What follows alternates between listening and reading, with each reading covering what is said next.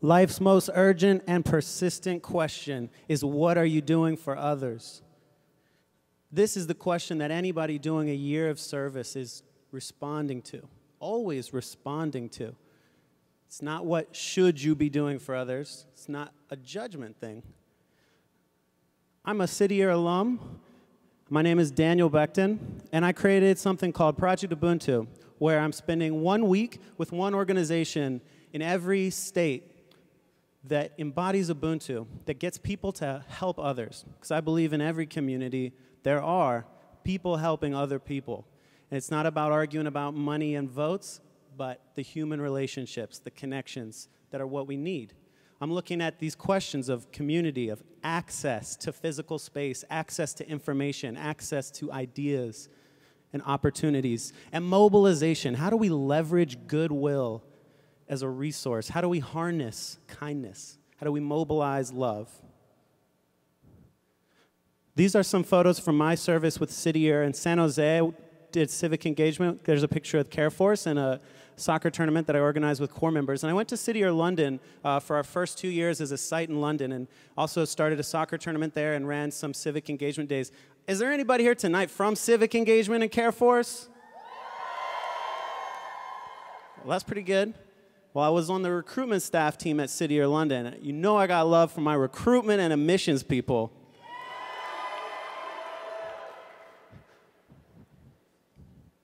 Very important part of the site. So it was really doing City Year that changed my perspective from what should I be doing for others to what can I do for others? What am I doing for others? Totally switched my mindset. And while I was a core member, I was in the airport toward the end of my core year, and I had just had this great moment. You know, Milton said, Ubuntu is about I suffer when others suffer, but also I feel joy when others are happy. And I was going through some stuff and feeling the love for people, and this guy's bag came off of the plane before anyone else. And it felt like, you know, an older or younger version of me had just had this little bit of luck. Or maybe someone in my family, right? I felt a stake in this guy's happiness. And I was really excited, and he was. And I said, that never happens. And he said, I know. And then he left. But the very next thought I had was, wow, kindness as a resource. And that was May 11th, 2010. And I wrote this down on May 11th, 2010. I said, I want to spend a year traveling around the entire U.S., uniting communities in instant impact service, and spread the goodwill of people to mobilize a contagion of change. And I raised $20,000, and I lined up 51 organizations over a 51-week period, and it became this trip that I'm doing right now, which is called Project Ubuntu. I'm there in the bottom right corner in Indianapolis, Indiana this week, which is the 46th week. So once again, I'm spending a week in one community in every state. And here's a little bit of what I've been up to so far. I've traveled about 36,000 miles, delivered a lot of workshops to a lot of different groups, met with a lot of leaders. I've visited 57 schools, mostly Title I schools in about 35 states, and delivered a lot of presentations. And here's some other images from the trip. 16 of the 51 organizations are City Year sites, but the other 35 are unique nonprofits or other service initiatives. So I'm seeing and working with a lot of different causes, spanning addiction recovery, disability work, environment, food, and community-based agriculture, a lot of education and child care.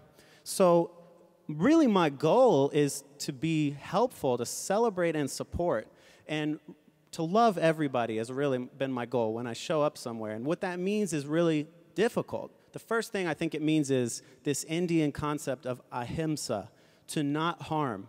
My first priority when I go anywhere is to not get in the way, to not try to impose my will. And the second priority is to be quick to help and slow to judge. And I think when you combine those two things, you see that love works, that love gives you a tremendous sense of power and opportunity. Now, if you notice in some of these images, it's a lot of segregation in this country. Public spaces, schools, and churches, probably the most segregated spaces we have. So I'm really interested in something that I have learned on this trip, being the only one in the room, so to speak. It's that the more similar somebody is to you, the more you bond over sameness. But the more different someone is, the more you recognize your humanity. in one another. And this is really getting at the key question of my trip. It's easy to build against. Really easy to bond with people by asserting a common enemy. We get excited when we do this after a disaster or some kind of horrible storm, but we were us before the hurricane came.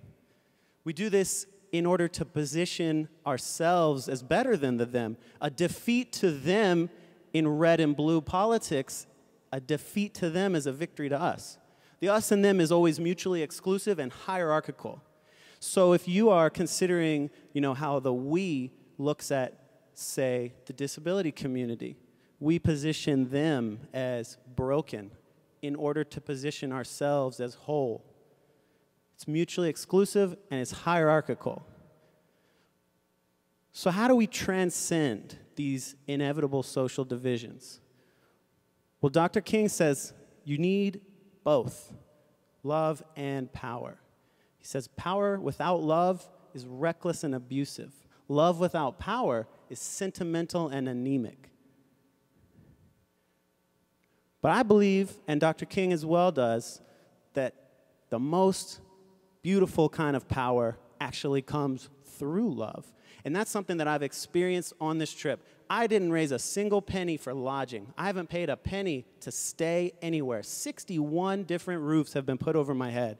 When you owe somebody a debt, you have a power gap. When you're repaying debt, you are diminishing power. When you're repaying kindness, you're expanding love. You are increasing love. And what I've seen on this trip is that love works and love multiplies. Love keeps growing. And the very next thing that Dr. King says is power at its best is love, implementing the demands of justice. So this question of implementation implies access. You gotta have access to safety, to health, to the basic needs. And if you can sit right now and just think, do I have my immediate safety, my next meal, clothes on my back, somewhere to stay? Take a big breath. Do you have my health? I believe that really urges you to see how much you need others for those things and how much they need you. It connects you to the oneness, to this idea of love. And love is broken down by the Greeks in a few ways. Eros is intimacy. Philia is kinship, right? Having an unconditional love, having a stake in one another, as we heard the governor say. Our great charge is to map the lessons of philia love, of unconditional love, onto everybody, agape love. Because Dr. King said an injustice anywhere is a threat to justice everywhere. Even if it's an inefficient business, we got to try to reach everybody. And I believe that there's a really exciting concept that Dr. King figured out can really help us get there. And it's this tricky concept of pride. It's awesome if you have lots of spirit, discipline, and purpose. But pride is that weird one, right, where it could be vanity if it's too much. Or it could be arrogance if it's the wrong type of pride. It recreates us and them. So, how do you transcend with pride? Well, by defining yourselves through service. And when Dr. King was 26 years old, within the age of most people in this room, he stood on the first night of the Montgomery bus boycott. And he said, when the history books are written in future generations, the historians will have to pause and say, there lived a great people, a black people, who injected new meaning and dignity into the veins of civilization. This is our challenge and our overwhelming responsibility. We can be great. What are we making City Year mean? What does it mean to be a City Year alum? We can be great. What does it mean to be a young person? We can be great. Everyone can be great because everyone can serve. That news clip from 1991, you know what it said this morning? It said, they are changing the way people talk about young people. You are literally changing the reality of how much power young people have, of how much hope young people have, by not worrying about limited commodities that create a scarcity mentality, but by accessing the infinite return on investment that love offers. And this is the only way we can be great as a nation. We're hardworking. We're motivated. We're entrepreneurial. We are proud of our Americanness, but that's all for me, my family. The only way to be great is to see your gifts as instruments of service. And when our country is able to become a nation where all our gifts and resources are held not for ourselves alone, but as instruments of service for the rest of humanity, we begin to implement the demands of justice with a foundation of love. This is where we are in City Year. You know, I've been working a lot in farms and fields and literally thinking about how I'm planting seeds and harvesting the work of others. This is what I do in City Year schools. When I walk in with a red jacket and everybody there trusts me, I'm harvesting the work that y'all have been doing.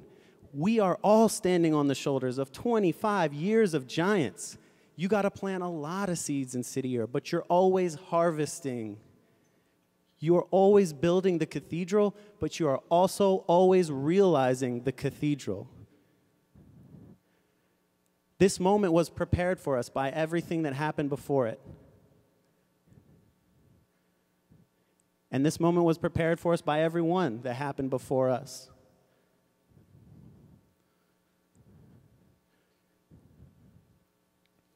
You are because of everything. And everything is because of you. You have a brilliance that will shake the nation and indeed the world. And if anyone should ask, how many did you help? They ask a question that cannot be answered. But the question they ask is, how much have you loved?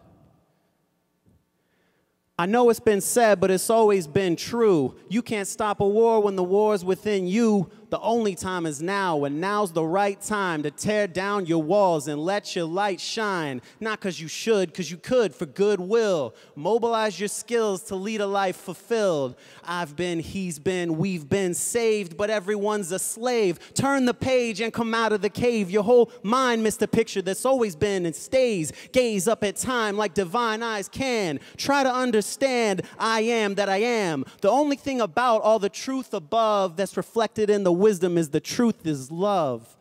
Burn all the fires and the earth will grow. Turn all the liars in for what they owe. What will show is only mercy upon us. The love of the universe lives on longest. The song is the victory. Quiet when the wind blows and sin goes. The battle of our skin grows. Under them clothes we're kinfolk who's been broke, been blind, till we woke to find that we spoke to rhyme and we walked to dance when we taught the stance. That the thing to learn about all the truth above is you love to live when you live to love. Thank you. Namaste.